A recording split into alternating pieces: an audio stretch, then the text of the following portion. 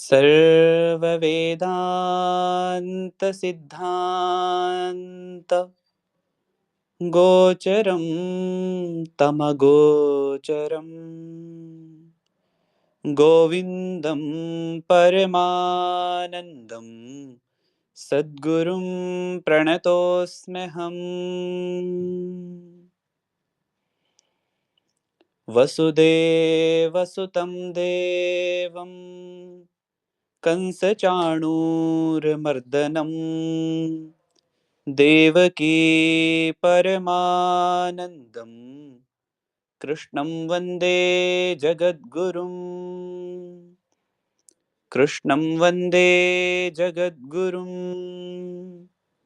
नारायणं नमस्कृत्य नरं चैव नरोत्तमं देवीं सरस्वतीं व्यासं ततो जयमुदीरयेत्। पार्थाय प्रतिबोधितां भगवता नारायणेन स्वयं व्यासेन ग्रथितां पुराणमुनिना मध्ये महाभारतम् अद्वैतामृतवर्षिणीं भगवतीम् अष्टादशाध्यायिनीम् अम्ब त्वामनुसन्दधामि भगवद्गीते भवद्वेषिणीम्। प्रपन्नपारिजाताय स्तोत्रवेत्रैकपाणये ज्ञानमुद्राय कृष्णाय गीतामृतदुहे नमः। मूकं करोति वाचालं पङ्गुं लङ्घयते गिरिं यत्कृपातमहं वन्दे परमानन्दमाधवम्।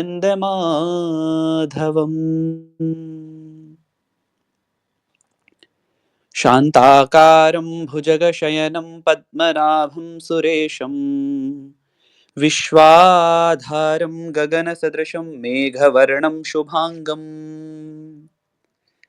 लक्ष्मीकान्तं कमलनयनं योगिभिर्ध्यानगम्यं वन्दे विष्णुं भवभयहरं सर्वलोकैकनाथम्।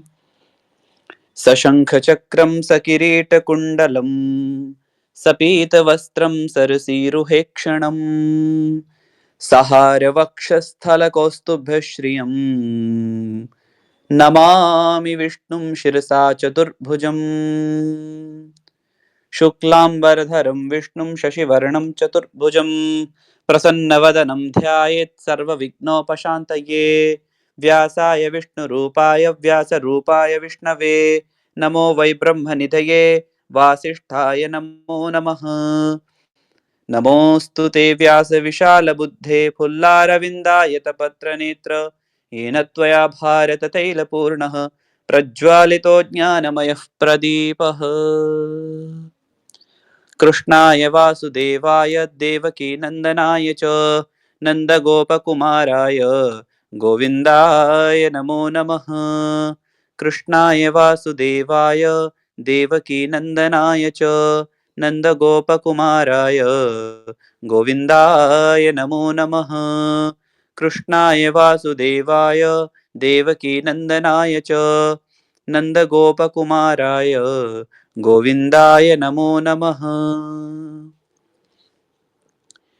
श्रीकृष्ण गोविन्द हरे मुरारे, हे नाथ नारायण वासुदेव।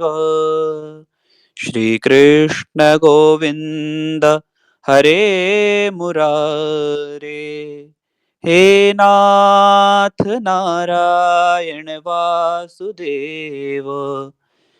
जिह्वेऽपि विश्वामृतमेतदेव गोविन्द दामोदर माधवेति। गोविन्द दामोदर माधवेति। करारविन्देन पदारविन्दम् मुखारविन्दे विनवेशयन्तम्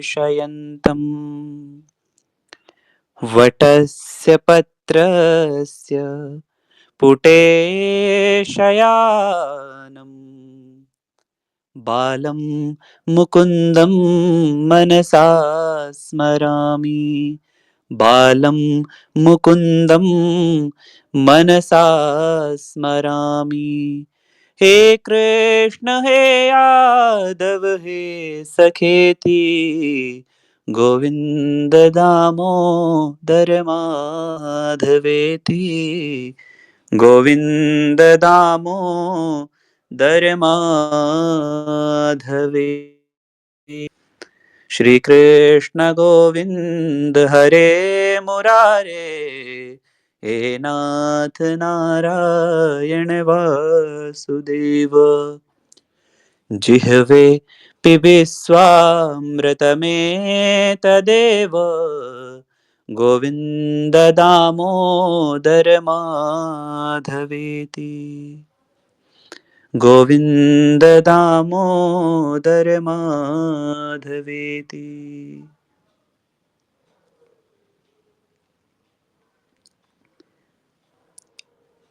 आज का जो हमारा अध्याय है, अध्याय 15, हम इसके सारांश पर आज चर्चा करने वाले हैं।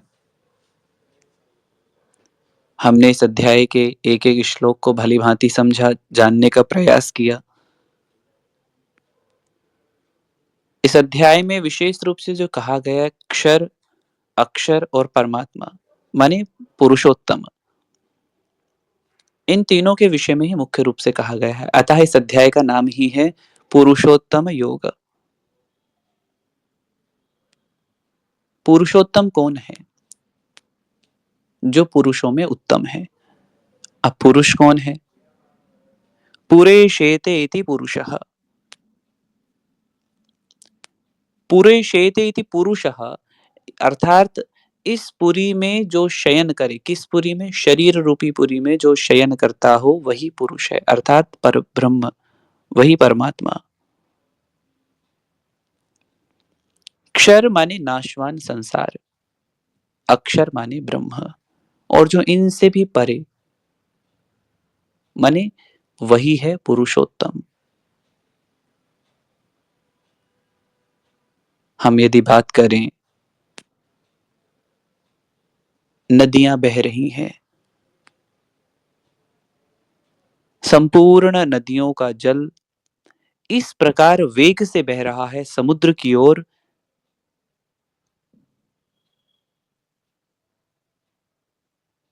समुद्र में मिलने को आतुर है।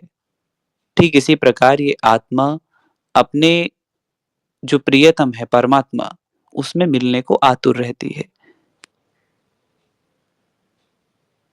समुद्र के विषय में हम सब जानते हैं।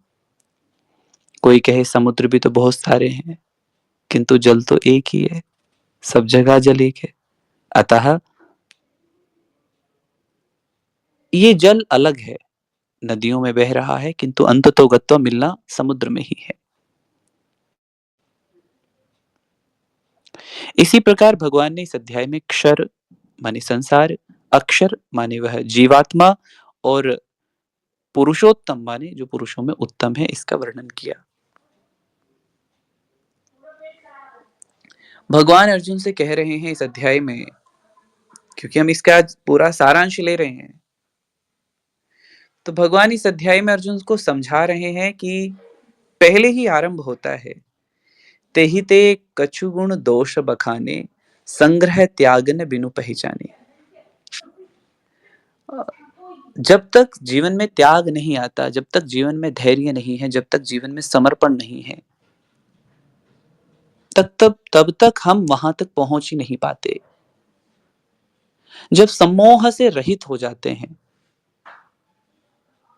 तब उसकी ओर बढ़ने का एक मार्ग दिखाई देता है। कुछ लोग कहते हैं ऐसा कर लो तो ये उद्धार हो जाएगा, वैसा कर लो तो ऐसा उद्धार हो जाएगा, किंतु सत्य कहें तो कैसा भी कर लो उद्धार नहीं होगा तब तक, जब तक कि आकांक्षाएँ, जब तक कि जीवन में आसक्ति बनी हुई है तब तक। जब तक अटैचमेंट है तब तक।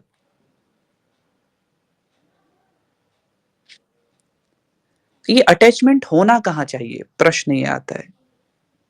तो ये अटैचमेंट वहाँ होना चाहिए जो एक है, जो अल्टीमेट गोल एक ही है हर किसी का। भई संसार में हम देखते हैं, हमने सोचा मुझे ये लक्ष्य मेरा है, एक शॉर्ट टाइम लक्ष्य जिसे हम ले लें, मुझे यहाँ से यहाँ तक जाना है, एक लक्ष्य है। लक्ष्य दूरगामी होते हैं।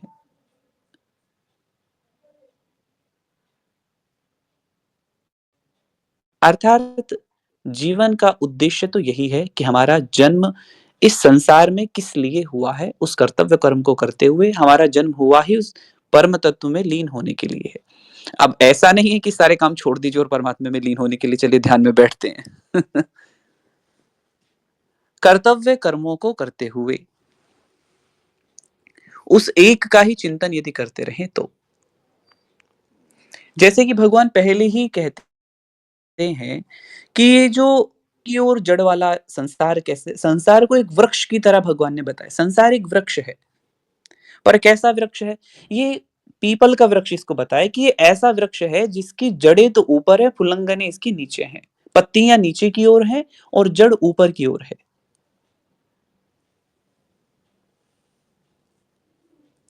और इसके जो पत्ते हैं वही वेद हैं, वही जानने योग्य हैं। ऊपर की जड़ वाला ये संसार है, बड़ी विचित्र बात है ये। हमने वृक्षों को देखा तो नीचे से है। जड़ माने वृक्ष की जहां से उत्पत्ति हो रही है, जहां से उसका पालन हो रहा है। तो पालन कौन कर रहा है इसका? वही परमात्मा स्वरूप परमात्मा ही कर रहे हैं। इसलिए पहले ही कह देते हैं ऊर्ध्व मूलम अथ शाखम अश्वत्थम प्राहुरव्ययम छंदांसि यस्य पर्णानि यस्तम वेद स वेदवित्।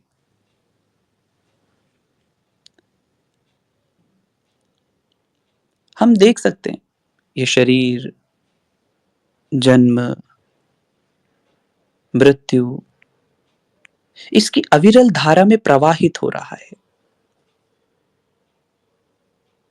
यदि यह स्वरूप को जानकर मुक्त नहीं होता है, तो अव्यय रूप से चलता आया और चलता रहेगा। इस शरीर का पालन करने वाला शिर है। हम सब जानते हैं बुद्धि ऊपर का जो हिस्सा है ये सिर है, नेत्र है, तो मस्तिष्क जिसको कहें। सभी निर्णय शरीर के संरक्षण के विषय में शिर ही लेता है। हाथ, पाँव, शरीर में रहने वाले सूक्ष्म कीटाणु आदि शाखाएँ ही हैं। ये पंच महाभूत और उनके 5 विषय, 5 कर्मेंद्रियाँ, 5 ज्ञानेंद्रियाँ ये शाखाएँ हैं। अंतःकरण चतुष्टय ही पत्ते हैं। ये जो श्लोक है हमारा ही है, कहीं बाहर नहीं है।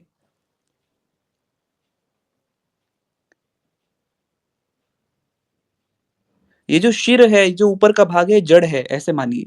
ये जड़ है। सारे निर्णय यहीं से लिए जा रहे हैं। नीचे आएँगे तो हाथ-पाँव ये सब शाखाएँ हैं। पंच महाभूत उस उनके 5 विषय, 5 कर्मेंद्रिय, 5 ज्ञानेंद्रिय शाखाएँ हैं। अंतःकरण चतुष्टय पत्ते हैं, जो कभी स्थिर नहीं होते। अविरल चलायमान रहते हैं। इस प्रकार जो जानता है वास्तव में वही वेद को जानने वाला है। भाव ये है कि संसार को तत्व रूप से समझ करके मन में वैराग्य अपना घर बना ले, संसार से उदासीनता हो जाए, तो इतना ही इसका तात्पर्य है।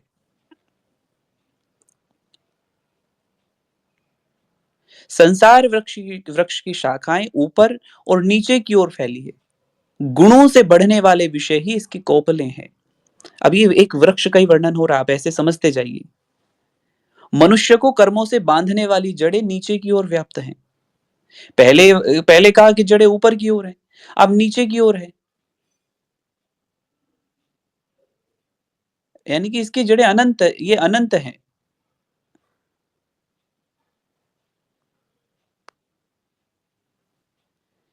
किसी भी समस्या का समाधान उसकी उत्पत्ति स्थान में ही छिपा होता है।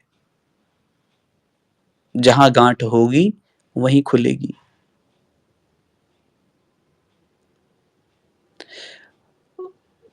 मुख्यतः जो प्रकृति और गुणों का वर्णन चैप्टर नंबर 13, चैप्टर नंबर 14 में किया और वहीं पर जीव के बंधन और मुक्ति की बात कही थी। अब वो ठीक से और अधिक समझ में आ जाए, इसके लिए ये अध्याय प्रस्तुत किया।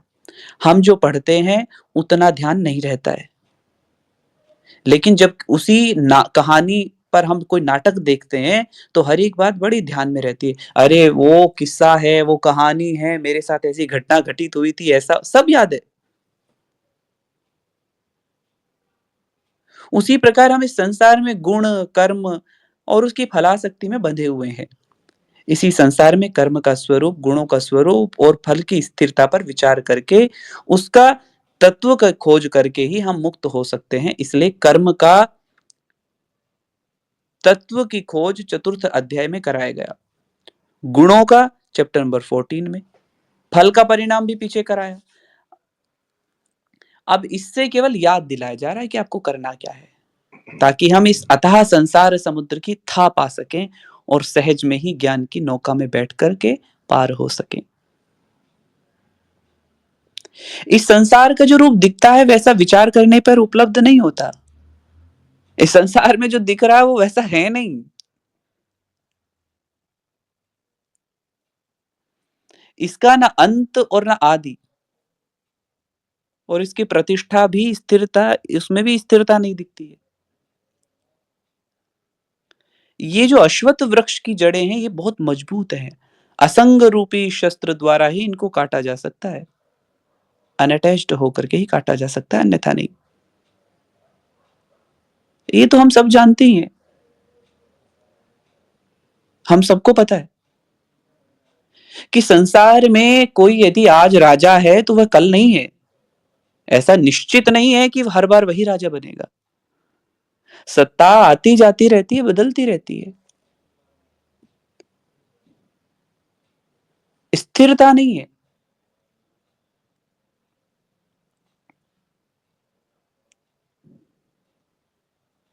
अंत भी नहीं है निश्चित, आदि भी निश्चित नहीं है।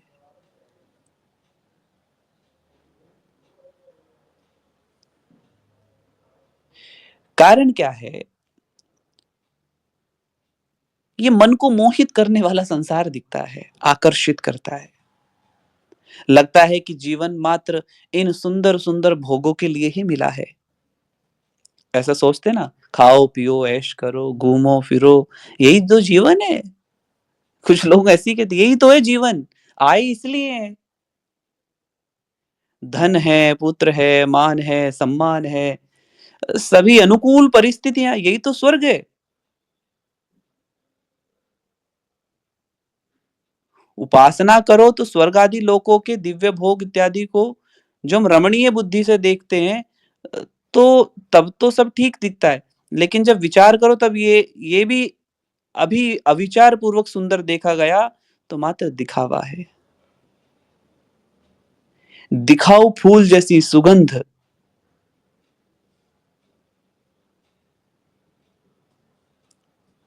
यह तो मात्र अविवेकी और मूढ़ पुरुष जिनका वर्णन पीछे श्लोक संख्या 42 में किया गया, चैप्टर नंबर 2 में। वहां से लेके 44 तक किया गया था। आकर्षण केंद्र है। वस्तुतः जब हम इसका विचार करने पर इसका आदि क्या है, कब हुआ, ये भी पता नहीं चलता। और ये जगत कब तक चलेगा इसका अंत का भी पता नहीं चलता। बहुत लोग पूछते हैं एग्जिस्टेंस क्या है संसार का? ये समाप्त कहाँ पर होगा? मध्य में जो वर्तमान है इसकी भी भली-भांति स्थिरता नहीं दिखती। स्थिरता मध्य में भी क्यों नहीं दिखती? तो इस पर कहते हैं कि यह संसार अश्वत्थ है। यह आज जो देखा गया, यह कल तक वह भी स्थिर नहीं है। तो और आगे क्या होगा? किंतु इसकी वासनाएँ, जड़ें इतनी मजबूत हैं कि इनको काटना इतना सरल नहीं है। इनको काटना पड़ेगा। अतः शस्त्र चाहिए। तो इस पर कहते हैं असंग रूपी शस्त्र लो और दृढ़ता पूर्वक काटो। अर्थात लोकेषणा, वित्तेषणा, पुत्रेषणा, सब इच्छाओं का त्याग करके, दृढ़ता पूर्वक त्याग करके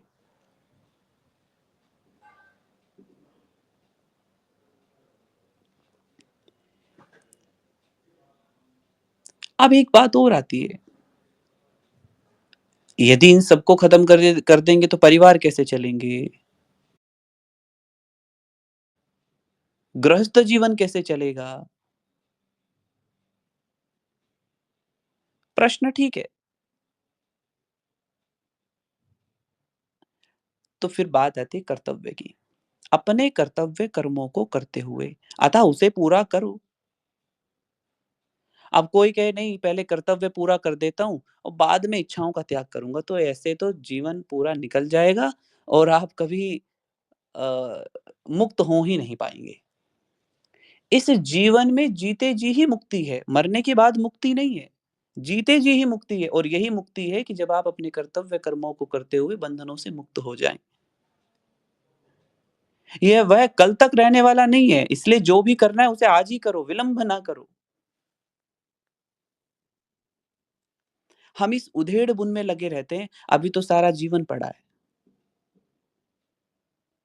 हमारे जीवन में भी बहुत कर्तव्य हैं, उनको पूरा करके बुढ़ापे में करेंगे जो भी करना होगा, रिटायरमेंट के बाद। खूब तब करेंगे ध्यान, खूब खूब भजन करेंगे उस समय पर। लेकिन कल का क्या भरोसा? एक पल का तो भरोसा नहीं है। मनुष्य योजना बना लेता मैं कल देखूँगा, बुढ़ापे में करूँगा। जो करना है आज ही करो।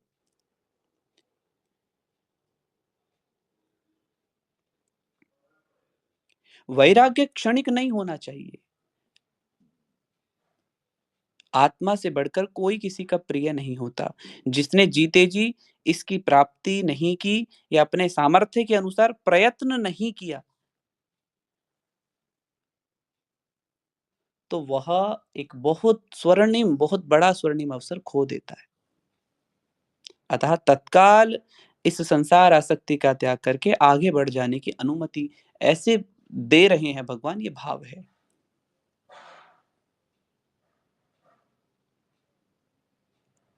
एषा ब्राह्मी स्थितिः पार्थ नैनां प्राप्य विमुह्यति।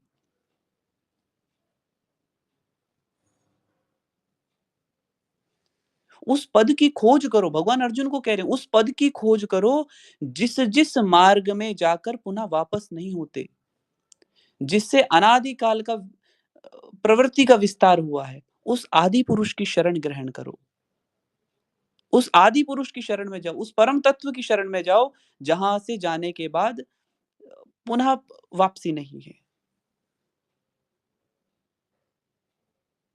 परम पद को प्राप्त करने के लिए उस आदि पुरुष की शरण ग्रहण करो। अब फिर प्रश्न आता है कैसे करें? प्रश्न तो ये भी है, फिर कैसे करें? तो कहते हैं मान, मान रहता है ना मनुष्य में, मैं ज्ञानी हूँ, मैं धनी हूँ, मैं सन्यासी हूँ इत्यादि, इत्यादि। ये जो इनके प्रति जो आदर भाव है, देहाध्यास है, उसका अहंकार ना होना। सबसे पहले तो इसका त्याग, मोह से रहित होना। मोह यानी तमोगुण का लक्षण है ये, अज्ञान। तो इसलिए विनम्रता पूर्वक संसार के वास्तविक स्वरूप को जानना ही बाह्य वृत्ति माने ज्ञान है। इससे रहित मूढ़ यानी मोह कहा जाता है। इस प्रकार ज्ञान पूर्वक विनम्र होकर के सहज भाव से संसार का विचार करके उसके प्रति उपरामता ही मान और मोह से रहित होना है।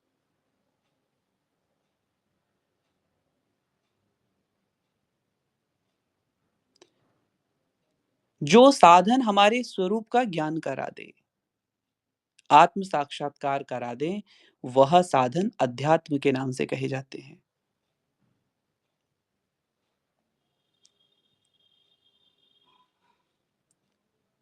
आचार्य, श्रुति, शास्त्र इनका विचार करते हुए लौकिक, पारलौकिक कामनाओं से भली-भाँति मुक्त होकर के, सुख-दुःख नाम के इस द्वंद से मुक्त होकर के, विद्वान जिसे अव्यय पद कहते हैं, जिसे परमात्म तत्व कहते हैं, उसकी शरण की ओर बढ़ना चाहिए, ऐसा भगवान अर्जुन से कह रहे हैं।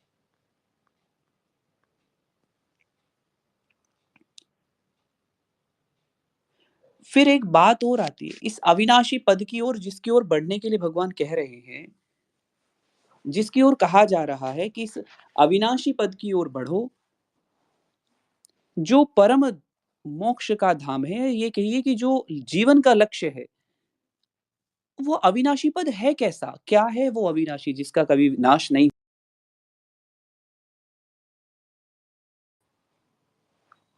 तो प्रश्न मन में उठता है, वो अविनाशी है क्या? किसको कहते हैं अविनाशी?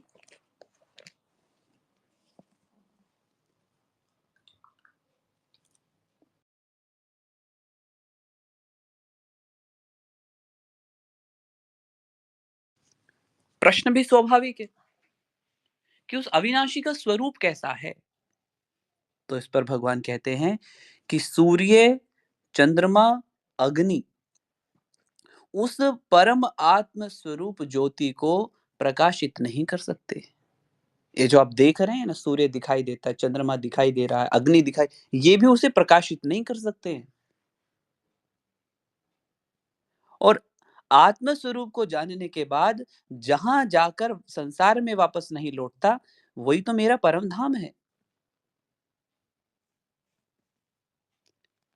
माने ये जो सूर्य, चंद्रमा इत्यादि ये सब जड़ है, ये आंखों से देखा जा सकता है, मन से इनका चिंतन किया जा सकता है, वाणी के द्वारा प्रकाशित किया जा सकता है। अभी जैसे नासा बता रही है ना, सूर्य पे डस्ट है। नासा ने एक शोध किया, उसमें पता है सूर्य पे डस्ट है। इसरो ने खोज किया, उन्होंने कहा चंद्रमा पर जीवन है। अभी चंद्रयान 3 लॉन्च हुआ ना, वो कह रहे हैं चंद्रमा पर जीवन है। उधर बताया जा रहा है कि माने ब्रीफिंग हो रही है ना, चंद्रमा के बारे में ब्रीफ किया जा रहा है। सूर्य को ब्रीफ किया जा रहा है, उसको बताया जा सकता है, मन में चिंतन किया जा सकता है। किंतु ये जो आत्म तत्व है, ये मन और वाणी का विषय नहीं है। ये चैतन्य प्रकाश ब्रह्म आत्म प्रकाश को नहीं देख सकते हैं।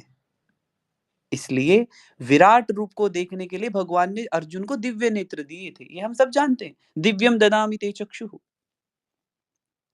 भगवान अर्जुन से कह रहे तुम मुझे इन सामान्य नेत्रों से नहीं देख सकते, मैं तुम्हें दिव्य नेत्र देता हूं जिनके द्वारा तुम मुझे देख पाओगे। मन और वाणी के लिए भी ऐसा ही समझना चाहिए कि जहां से ये दोनों वापस लौट आए, वहां से उसकी सीमा प्रारंभ होती है। जहां आत्म स्वरूप का साक्षात्कार करने वाला आत्मज्ञानी लौटकर वापस नहीं आता, वह मेरा परम धाम है, ऐसा भगवान कह रहे हैं। अब मनुष्य क्यों वहां तक नहीं पहुंच पाता? फिर एक नया प्रश्न आता है। चलिए ये बात ठीक है, मान ली। तो भगवान कह रहे हैं, भगवान सनातन जीव का वर्णन करते हैं कि ये जो संसार में दिख रहा है, ये मेरा ही तो अंश है, मेरे से अलग नहीं है। जीवलोक में जीवभूत मेरा सनातन अंश है। प्रकृति माने ये जो दिखाई दे रहा है, इसके साथ में 6 इंद्रियाँ, इनको अपनी ओर आकर्षित करता है, यानी अपना मान लेता है।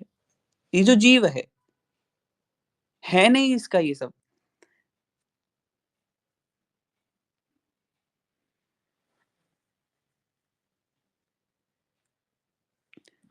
जैसे नाटक में कोई राजा बनता है, कोई देवता बनता है, तो कोई भिखारी बनता है।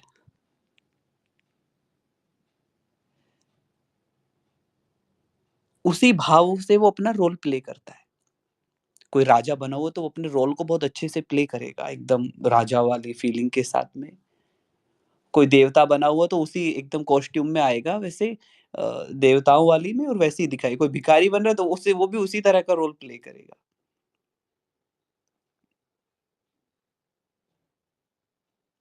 किंतु है सब क्या? है तो वह एक ही व्यक्ति जो ये तीनों रोल प्ले कर रहा है। वो इन तीनों रोल में अलग-अलग आ रहा है। अतः परमेश्वर का अंश है, लेकिन वह प्रकृति का अर्थ अज्ञान, जो अज्ञान में स्थित माने अज्ञान से उत्पन्न मन, इसके साथ 6 इंद्रियों को अपनी ओर आकर्षित करता है, अर्थात अपना मान लेता है।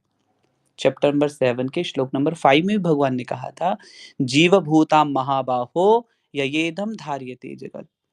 जीव है नहीं, जीव भाव को प्रकृति यानी अज्ञान के कारण प्राप्त हुआ है।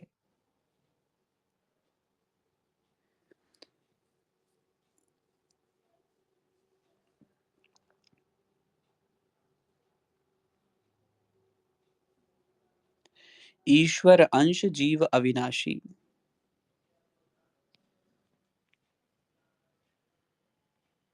हम सब जानते हैं, ये सुन बहुत बार ये बात कही गई है।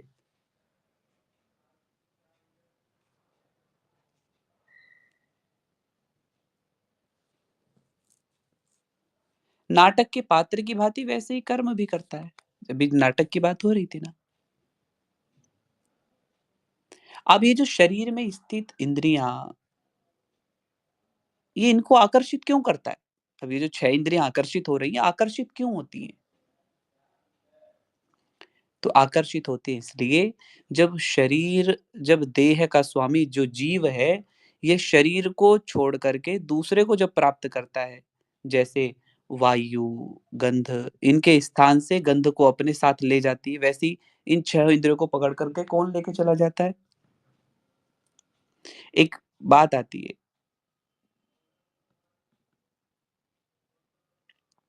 जब व्यक्ति किसी को अपना मान लेता है, तब उसकी ऐसी क्रियाएँ होती हैं कि वह उसकी ओर आकर्षित हों। किसी को हमने अपना माना तो फिर हमारी क्रियाएँ वैसी होंगी, हमारी ओर आकर्षित हों। यही आकर्षण अज्ञान के कारण जीव करता है। किंतु जब शरीर छोड़ता है, तब जैसे वायु किसी सुगंध से या दुर्गंध के स्थान से उसकी गंध को कहीं और लेके जाती है ना, ऐसे ही यह जीव इंद्रियों को पकड़कर दूसरे शरीर में ले जाता है और उन इंद्रियों को इतना अधिक अपना मान लेता है कि उनके बिना वह रह ही नहीं सकता। फॉर एग्ज़ाम्पल, कई बार हम कहते हैं हम कंट्रोल तो बहुत करते हैं स्वयं पर होता नहीं है। क्यों? क्योंकि ये पूर्व संस्कार हैं, इन्हीं पहले संस्कार कहते हैं। जो पुराने हमारे जो प्रारब्ध हैं, वो इसी में आ जाते हैं, इस शरीर में भी। ऐसा भी व्यवहार में देखने में आता है कि एक के अभाव में दूसरा या तो पागल हो जाता है या आत्महत्या कर लेता है। माने शरीर के अभाव में। आजकल वो चल रहा है ना, ब्रेकअप हो गया, मुझे जीना नहीं है, मर जाना है। ऐसी-ऐसी बातें आने लगती हैं। ये स्थिति माया में फँसी जीव की है। वह सोचता है कि इंद्रियाँ ही सब कुछ है। अब ये इंद्रियाँ हैं क्या? तो जो जीवात्मा है, मन का आश्रय लेकर के इन इंद्रियों के द्वारा विषयों का सेवन करते हैं। जैसे सुन करके, अभी हम सुन रहे हैं ना,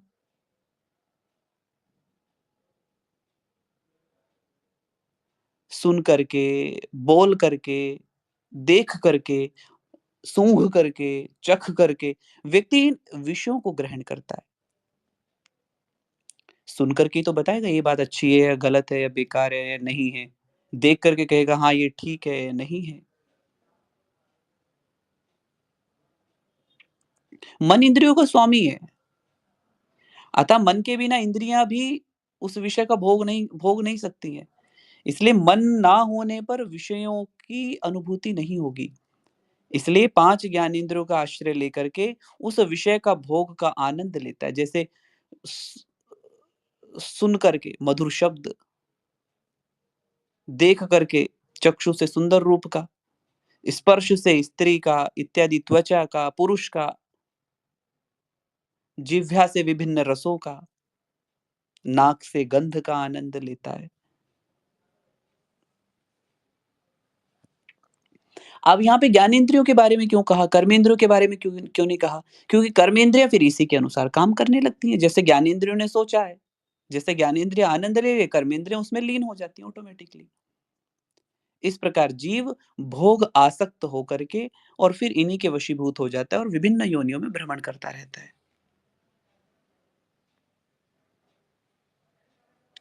बार-बार एक प्रश्न आता है, बहुत बार आता है, आत्मा को किसने देखा? जीव को किसने देखा? बहुत बार ये प्रश्न आता है, एक बार नहीं आता। और प्रश्न ऐसे पूछते हैं हम, मैं प्रश्न के लिए मना नहीं कर रहा हूँ, किंतु बहुत बार ये प्रश्न आता है, हमने जिसको देखा नहीं उसको माने क्यों? लोग ईश्वर के लिए ऐसी टिप्पणी करते हैं, हमने जिसे देखा नहीं उसको माने क्यों? आप क्या जन्म लेते ही 12वीं कक्षा में आ गए थे क्या 12th में? पहली क्लास पढ़ी ना, दूसरी में आए, फिर तीसरी, फिर 4th, फिर 5th, फिर 6th, ऐसे करके 12th तक पहुँचे हो, डायरेक्ट ग्रेजुएशन में पहुँच गए थे। उसे देखना इतना आसान है क्या? पहले वहाँ की पढ़ाई तो कर लो। ये भौतिक पढ़ाई कर रहे हैं अब अभी। First class, second, third, fourth, fifth, then 12th, then graduation, then post graduation. उसके बाद वहाँ तक पहुँचते हैं। तो जब भौतिक चीज़ों में पाने के लिए इतना करना पड़ता है, तो वह तो परम तत्व है, उसको जानने के लिए कुछ नहीं है क्या? हमने देखा नहीं तो माने क्यों? तो देखने के लिए प्रयास करो ना पहले, तब आएगा समझ में। अनुभव का विषय है, पहले उधर की ओर बढ़िए तो सही, पहले उधर की ओर चलिए तो सही। ऐसे ही कह देना हमने देखा नहीं तो माने क्यों?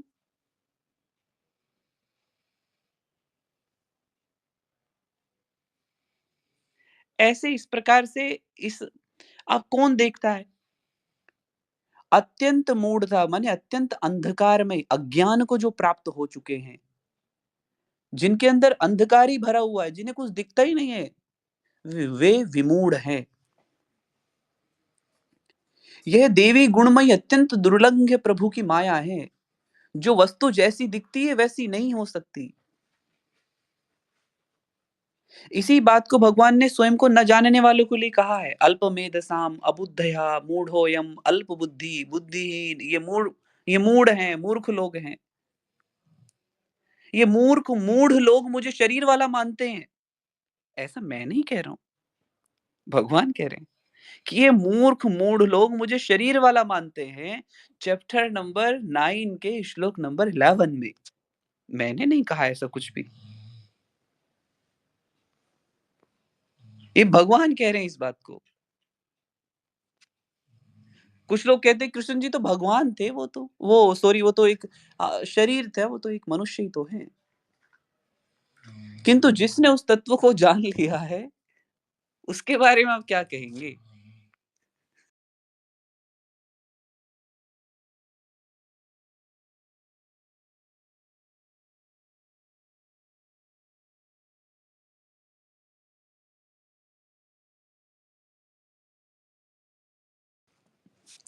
अतः भगवान स्पष्ट रूप से कह रहे हैं, मूढ़ लोग क्या देखते हैं कि जीव शरीर छोड़ रहा है, इस शरीर में है, नाना प्रकार के भोग भी भोग रहा है, लेकिन विमूढ़ यानी जिनको विवेक नहीं है, वे आत्मा को जन्मता और मरता हुआ देखते रहते, जीता भोगता हुआ ऐसा जानते हैं। वस्तुतः जीव का स्वरूप क्या है? जबकि जो ज्ञान नेत्र वाले देखते हैं, वो अनुभव करते हैं कि ये सभी गुण जो जन्मना मरना आदि दिख रहा है, ये सब प्रकृति के हैं। जीव तो अकर्ता, असंग, शुद्ध, चिन्मय, अज, अव्यय, नित्य, अविनाशी है। सबका प्रकाशक सर्वात्मा है। अतः विमुक्त होते हैं। जबकि मूढ़ लोग जन्म मृत्यु के समुद्र में बार-बार गोता लगाते रहते हैं। कब तक? जब तक जान नहीं लेते।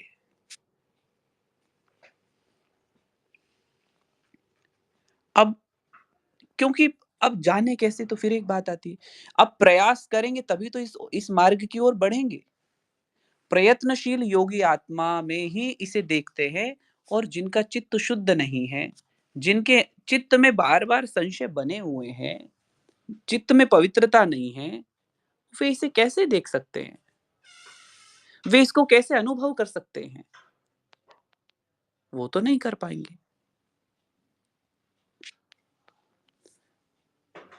समवस्थितम ईश्वरम, चैप्टर नंबर 13 के श्लोक नंबर 28। समान रूप से सर्वत्र स्थित आत्मा को आत्मा यानी बुद्धि में स्थित देखते हैं। लेकिन जो बुद्धि को भी प्रकाशित करता है, वह असंग, अकर्ता, निर्विकार, निरंजन, नित्य, शुद्ध, बुद्ध, मुक्त स्वभाव आत्मा है।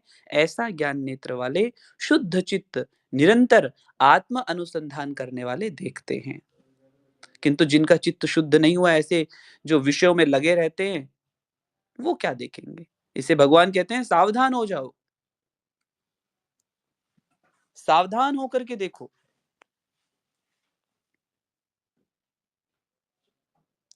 आत्मा का जड़ के साथ मैं करता हूँ, मैं भोगता हूँ, मैंने ये किया, मैंने इतना किया, मैंने उतना, ये माना हुआ संबंध। आपने क्या किया है? हम क्या कर सकते हैं? ये माने हुए संबंध दिखाई दे रहे हैं केवल, मैंने इतना कर दिया है, मैं इतना कर लूँगा, इतना कर दिया है, कर चुका हूँ। ये केवल दिखने में आ रहा है।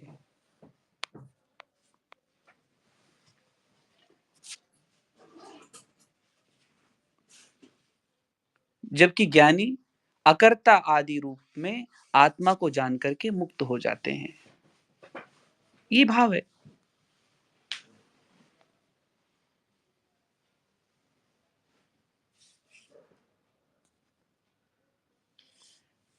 संपूर्ण जगत को प्रकाशित करने वाला जो तेज सूर्य में है, हम सब जानते हैं सूर्य संपूर्ण जगत को प्रकाशित करता है, और जो चंद्रमा में है और जो अग्नि में है, भगवान कह रहे अर्जुन से वह तेज मेरा ही है।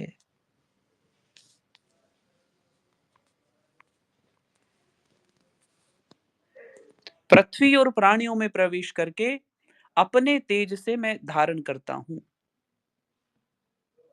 चंद्रमा होकर के सभी औषधियों का पोषण करता हूं।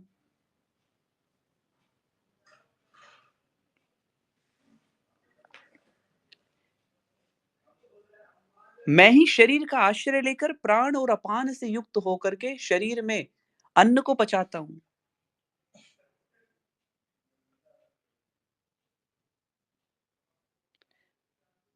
अन्न चार प्रकार का कहा, कहते हैं अन्न पचामन्यम चतुर्विधम। अब चार प्रकार के अन्न को पचाता हूं। चार प्रकार का अन्न कैसा है? जैसे चना आदि हुआ तो भुना हुआ, अन्य भोज्य रोटी दाल खाने योग्य, चोष्य माने चूस करके जैसे गन्ना इत्यादि है, ले है माने चाटने योग्य जो जिसे चाट कर चटनी है। ये चार प्रकार का अन्न है।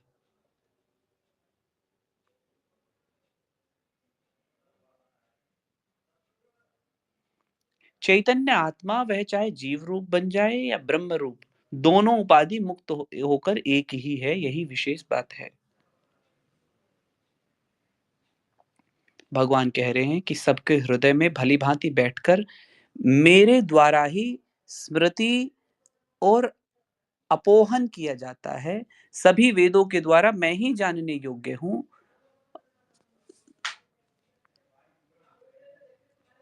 मानी सबके हृदय में मैं हूं। सबसे करीब कौन है किसी के? तो भगवान कह रहे वो मैं ही तो हूं।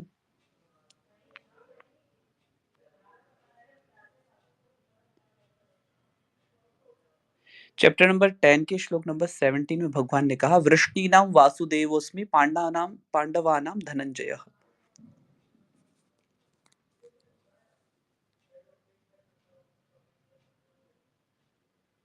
भगवान कह रहे जो मैंने सारी विभूतियां बताई वो भी तो मैं ही हूं। जैसे वृष्णि वंशियों में मैं वासुदेव भगवान हूं, ये भाव नहीं है, अपितु भाव ये है कि वृष्णि वंशियों में जो श्रेष्ठ पुरुष है, उन सब में श्रेष्ठ पुरुष मैं ही हूं। इसी प्रकार पांडवों में सबसे श्रेष्ठ अर्जुन को बताते हैं, ना कि भगवान। इस प्रकार असुर गुरु शुक्राचार्य सर्प नाग गरुड़ आदि को भगवान नहीं भगवान बताना नहीं, बल्कि श्रेष्ठता बताकर अपने जीव से अभिन्नता बताना, यही भगवान का लक्ष्य है कि ये सब जो जीव हैं ये मैं ही हूं। एकम अद्वितीय एकम एवो अद्वितीयम।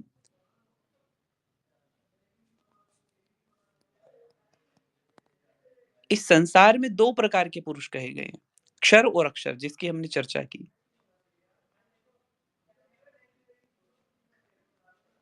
क्षर माने अपरा प्रकृति, अधिभूत कर्म क्षेत्र। अक्षर माने परा प्रकृति। चैप्टर नंबर 7 में हमने इसकी इनकी चर्चा की थी। अध्यात्म अधिदेव। पुरुषोत्तम मानी अहम ब्रह्म।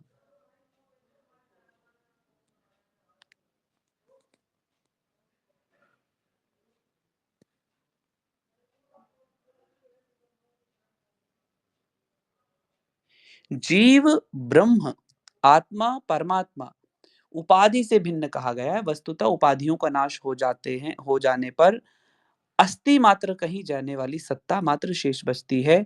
वही उस सर्वात्मा के साथ अभिन्नता है, यही भाव है। यानी एक ही है, चाहे नाश जिसका शरीर का हो रहा है, किंतु है तो एक ही।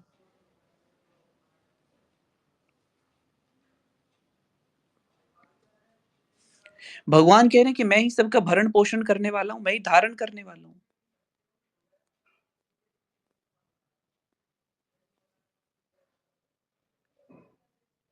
इसलिए मैं क्षर से अतीत और अक्षर से भी उत्तम हूँ, इसलिए लोक और वेद में पुरुषोत्तम नाम से प्रसिद्ध हूँ। इसलिए इस अध्याय का नाम भी पुरुषोत्तम अध्याय, पुरुषोत्तम योग है। इस प्रकार भी समझ सकते हैं, जैसे जागृत अवस्था, स्थूल जगत, क्षरणशील, स्वप्नावस्था। स्वप्नावस्था में यद्यपि प्राणी से मनुष्य स्वयं अकेला होता है, किंतु स्वयं में अनुभव करके नाना प्रकार के कलेश उस स्वप्न के सूक्ष्म शरीर में पाता रहता है। ओ इन दोनों सूक्ष्म और स्थूल शरीरों का जहाँ विलय होता है, वह सुप्त अवस्था है। ये सुषुप्ति ही तमो प्रधान कारण शरीर है। कुल मिलाकर के बात एक ही आती है कि आत्मा ही सर्वोत्तम है, यही पुरुषोत्तम कहा गया है। ये भाव है। भगवान कहते हैं कि हे भरतवंशी अर्जुन, जो विद्वान मुझ पुरुषोत्तम करके ऐसा जानता है, वह सब कुछ जानता है और सब प्रकार से वह मेरा ही स्मरण करता है। माने ऐसा नहीं है, जैसे इसके लिए अर्जुन ने कहा भी था, न त्वत्समोऽस्त्यभेदकः कुतोऽन्य लोकत्रय प्रतिम प्रभाव। चैप्टर नंबर 11 का श्लोक नंबर 43 अर्जुन कह रहा है कि जब उसके समान ही कोई नहीं होगा, तो कोई उससे अधिक कैसे हो सकता है?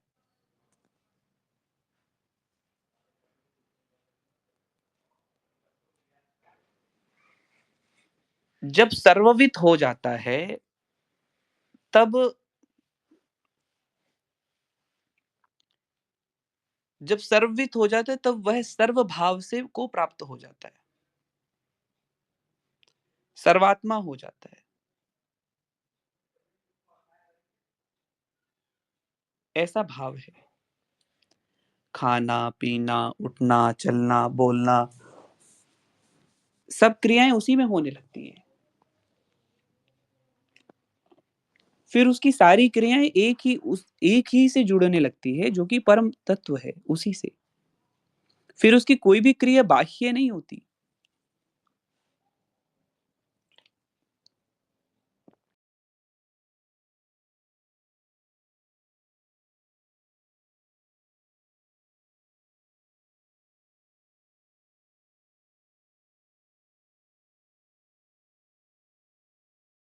फिर वह सभी में एक है।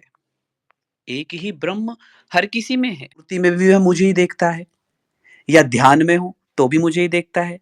घर में हूँ, तो मुझे देखे, वन में हूँ, तो सगुण में हो, तो निर्गुण में हो, तो खाना-पीना, चलना-बैठना, बोलना, सब कुछ तो वही है। इस प्रकार ऐसा जो अभिन्नता को प्राप्त हो जाता है, वह परम रस को प्राप्त कर लेता है, परम आनंद को प्राप्त कर लेता है और शरीर छूटने पर वह विदेह कैवल्य को प्राप्त हो जाता है। आदिगुरु शंकराचार्य जी ने एक स्तोत्र लिखा है, शिव मानस पूजा। उसमें मुझे एक पद बहुत सुंदर लगता है, ये मेरे व्यक्तिगत विचार हैं। वो पद है, उसमें कहा है, आत्मा तुम गिरिजामतिः सहचराः प्राणाः शरीरं गृहम् पूजाते विषयोपभोगरचना निद्रा समाधि स्थितिः सञ्चारः पदयोः प्रदक्षिणविधिः स्तोत्राणि सर्वा गिरो यद्यत् कर्म करोमि तत्तदखिलम् शम्भो तवाराधनम् शम्भो तवाराधनम्। कह रहे महादेव, मैं जिससे आत्मा करके स्वयं को जानता हूँ, वह मैं नहीं हूँ। हे शंभु, जिसे मैं आत्मा करके जानता हूँ, वो मैं स्वयं नहीं हूँ। वह मैं नहीं बल्कि आप ही हो। मेरी जो बुद्धि है वो बुद्धि नहीं है, अपितु साक्षात देवी पार्वती जी हैं। अब यहाँ भाव है, भाव यह बना बिना पार्वती की प्रसन्नता के महादेव को प्राप्त नहीं किया जा सकता। वैसे ही संस्कारित बुद्धि अर्थात बिना तात्विक ज्ञान के आत्म स्वरूप को प्राप्त नहीं किया जा सकता। जैसे कि अभी प्रसंग में बताया, हमारे जो 10 प्राण हैं, वे प्राण ही आपके सहचर है, अर्थात आपके साथ में विचरण करने वाले आपके भूतगण इत्यादि हैं। और ये जो शरीर है ना, ये वही आत्मरूप महादेव और बुद्धि रूपी पार्वती जी का निवास स्थान है। जितने भी हमारे भोग के विषय हैं, वही हमारे चुन चुन कर संजोए गए आपके पूजा की सामग्री है।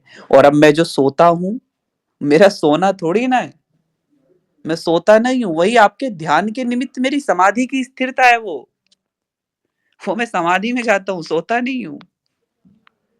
मेरा सोना भी आपकी समाधि है, मेरा चलना फिरना ये तो आपकी प्रदक्षिणा है प्रभु, ये तो मैं आपकी प्रदक्षिणा करता हूं।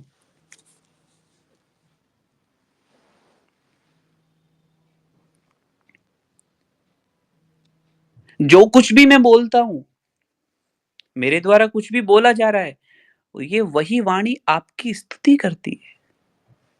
मेरे मुख से निकला एक एक शब्द मात्र शब्द नहीं है। हे शंभो, ये तो आपकी स्तुति है, आपका गायन कर रहा हूं, आपके स्तोत्र रच रहा हूं। संक्षेप में इतना समझो कि जो जो कर्म करता हूं, वे सभी कर्म हे शंभो आपकी आराधना ही है।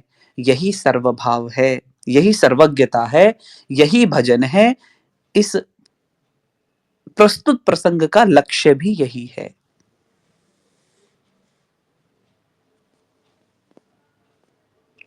भगवान कहते हैं, हे निष्पाप अर्जुन, इस प्रकार मेरे द्वारा ये शास्त्र कहा गया है।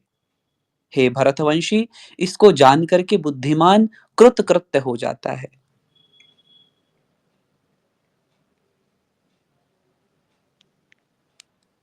ये बहुत गोपनीय रहस्य है, मतलब बहुत गोपनीय है, ये किसी के सामने ऐसे ही नहीं कहना चाहिए।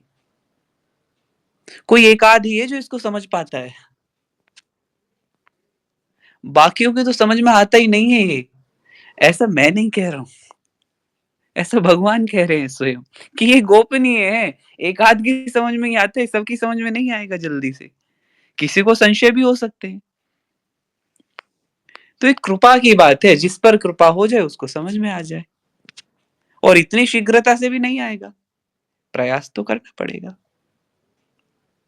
चित्त शुद्ध हो, निर्मल मति हो। भगवान कहते हैं ना, मोहे कपट छल छिद्र न भावा। मुझे छल करना नहीं भाता है। कोई किसी का धन छीन ले, किसी के साथ बुराई करे, किसी का अपमान करे, किसी को परेशान करे, ऐसा व्यक्ति मुझे कभी नहीं पा सकता।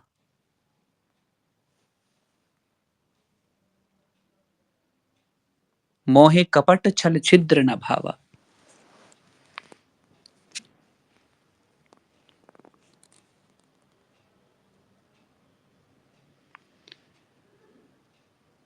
वह परम तत्व अत्यंत गूढ़ है। बड़े बड़े ज्ञानी उनको ना जान करके मूढ़ता को प्राप्त हो जाते हैं, फिर मेरे जैसे विषय चिंतक उसे कैसे जान सकते हैं।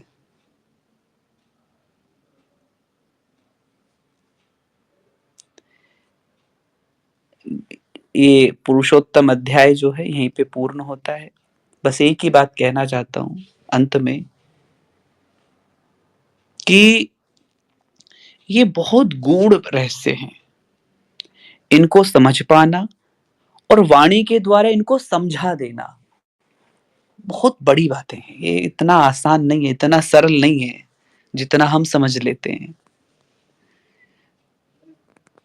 इसको कह पाना, ये बड़ी संक्षेप रूप में कह रहा हूं। एक घंटे का विषय नहीं है ये कि सार को भी कह पाऊं। वो परमात्मा बहुत गूढ़ है, बड़े बड़े ज्ञानी उन्हें नहीं समझ पाते। मूढ़ता को प्राप्त हो जाए, तो फिर मेरे जैसा कहाँ उनके कैसे उनके ज्ञान उनको जान सकता है? मैं बस इतना जानता हूँ कि कोई तो एक परम तत्व है जो हम सबको मोह में डाल रहा है, जिसे कोई नहीं जानता है, किंतु वह सबको जानने वाला है। वह सबको जानता है और सब पर शासन करने वाला है। हम उस अज्ञात और ज्ञानियों के स्वरूप भूत परमा तत्व को अपनी बाल चपलता से ही प्रणाम करते हैं। वह जैसा भी है, जहां भी है, वही परम तत्व रास लीला विशारद यशोदानंदन श्री कृष्ण ही है। अतः वे हम सब पर कृपा बनाए रखें। इस प्रकार ये हमारा जो आज का जो अध्याय है, ये यहीं पे पूर्ण होता है। सारांश रूप में हम इसके विषय में क्या कह सकते हैं? हम स्वयं तो अल्पज्ञ ही हैं, इतने उनके विषय को वर्णन कर पाना हमारे सामर्थ्य की परे की बातें हैं। किंतु बस इतना ही है, हम जैसे भी हैं नाथ, आपके हैं और इसी भाव से आपको प्रणाम करते हैं कि आप जैसे भी हैं, जिस प्रकार से भी हैं, क्योंकि हम तो जान नहीं पा रहे हैं, ना हम जानते हैं, उसी भाव से आपको प्रणाम करते हैं। आपकी कृपा हम सभी पर बनी रहे। इसी के साथ ये अध्याय हमारा यहीं पे पूर्ण होता है।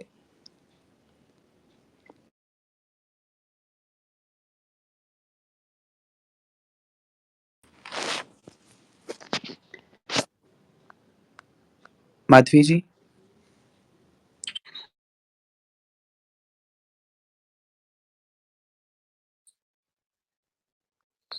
जी, एक बार